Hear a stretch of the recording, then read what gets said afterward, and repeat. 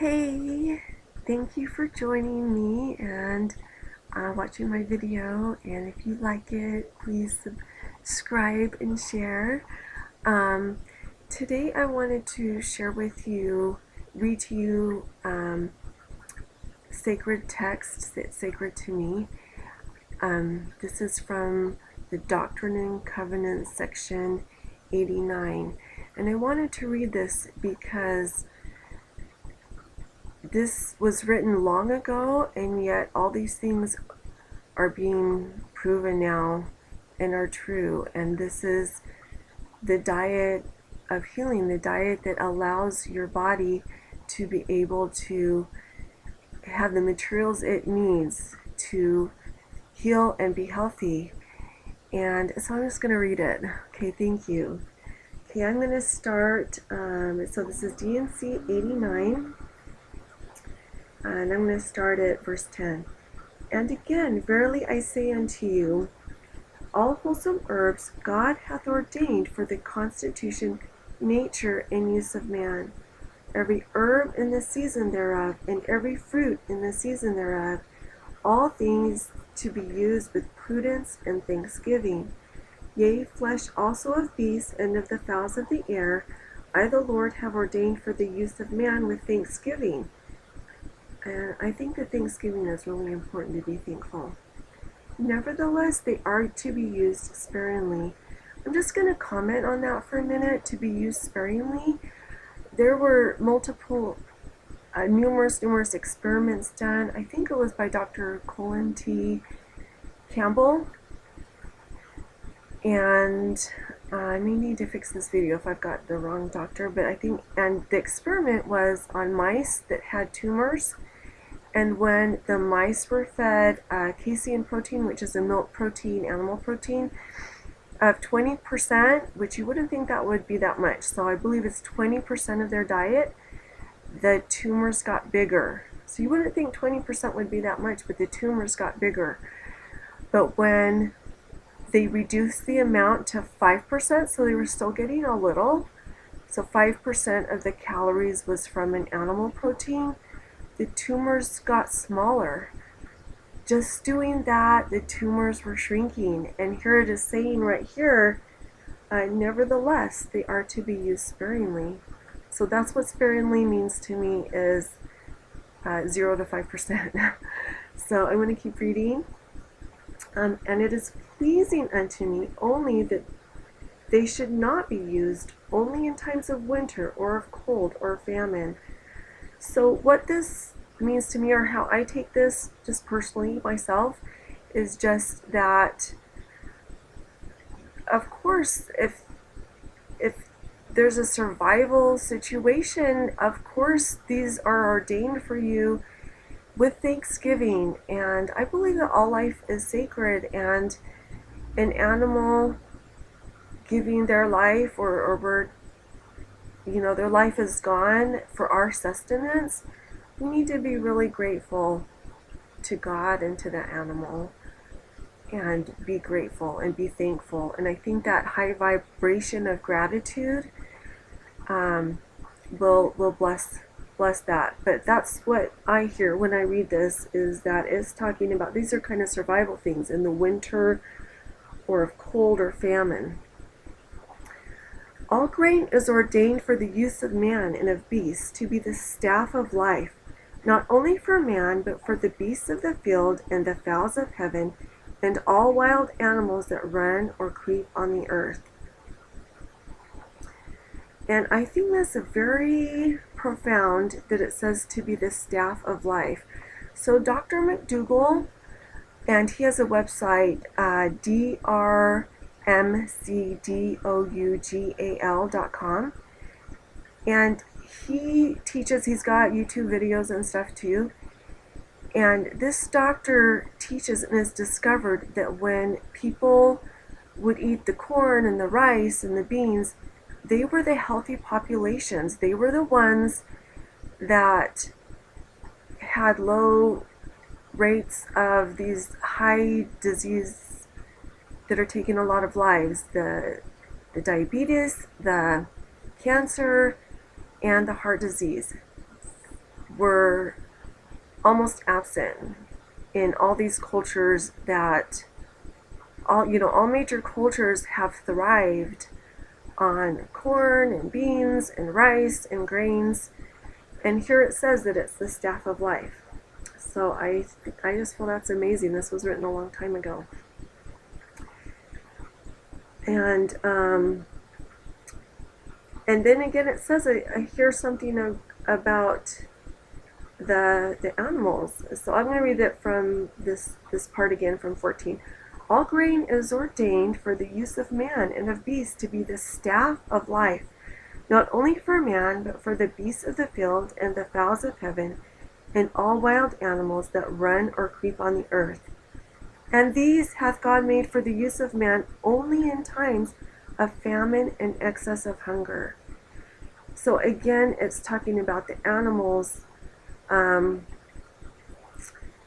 that they're for the use of man in times of famine and excess of hunger. We don't live in a time of famine and excess of hunger.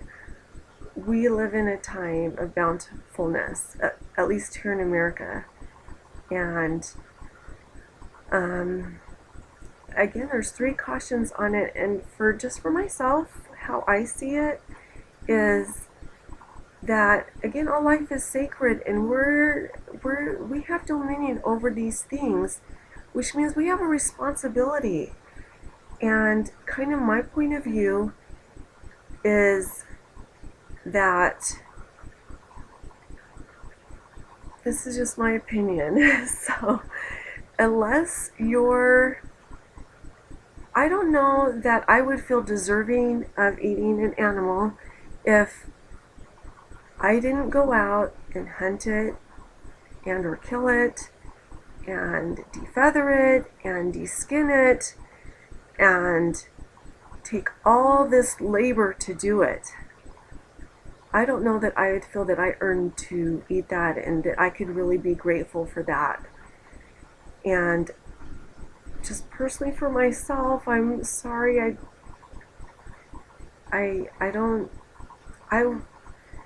just feel it's not right. It seems gluttonous to me. And I feel that, I don't know that we're really meant to do that. Yeah, in the survival times, that's what they did. And I'm not a vegetarian, but I do eat a mostly vegan diet, like 99% usually. And maybe if I was the one that had to, I used to have chickens, and they were sweet, and they would follow around, and when I was married, he killed one. And it was really upsetting to me, and I don't like to buy it. Sometimes it's tempting to me if it's from, pre-made, it's already cooked and stuff. But when I see it and it's, it's raw and it's got blood and stuff, that's icky to me. And I guess I'm gotten kind of sensitive about it. But we're not carnivores by nature. Our bodies aren't designed for that. We don't have teeth like a lion. And those that are, they eat those animals raw. I mean, the animals, they eat it raw. And they're getting the enzymes. They're getting the live things. They're getting all the nutrition that's possible from that animal. Because when it's cooked, then it's going to lose, a great deal of food value anyway. So these are my thoughts. So just sharing my thoughts. Love you. So here is, okay. So in 16 again it says, all grain is good for the food of man, as also the fruit of the vine, which yieldeth fruit, whether in the ground or above the ground.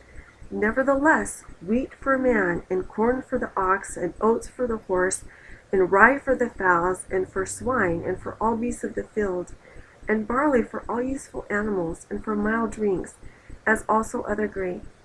And all saints who remember to keep and do these sayings, walking in obedience to the commandments, shall receive health in their navel and marrow to their bones, and shall find wisdom and great treasures of knowledge, even hidden treasures, and shall run and not be weary, and shall walk and not faint. And that's the part those are the parts that I wanted to share with you today. And these doctors who, Dr. McDougall actually reads from this, but he is not of this faith. But he also talks about Daniel and the king's men, and how they asked if they could just eat grain and water, fruits and vegetables, and instead of the meat. And after, I think it was 10 days, their complexions were better and everything was better on them. And I do think it's one reason that I look pretty young. I think I look young. I was born in 1964. Please don't post my age. I don't really remember it.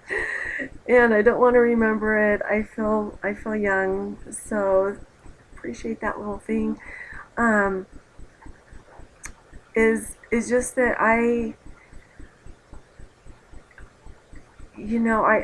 don't eat perfectly, but for the most part, I eat like this. I eat fruits and vegetables and a green smoothie, and I'm the healthiest person that I know, if I could say that, even of my children. And I was married to someone that was younger than me, and he had high cholesterol and just a couple things. He was youthful and really strong. I'm not saying I'm the strongest or the most, fit. I have a little extra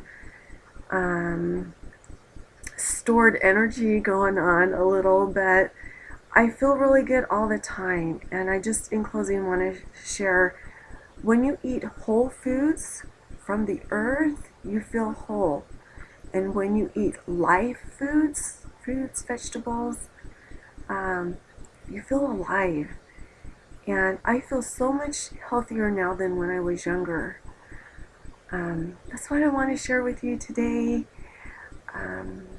Many blessings to you.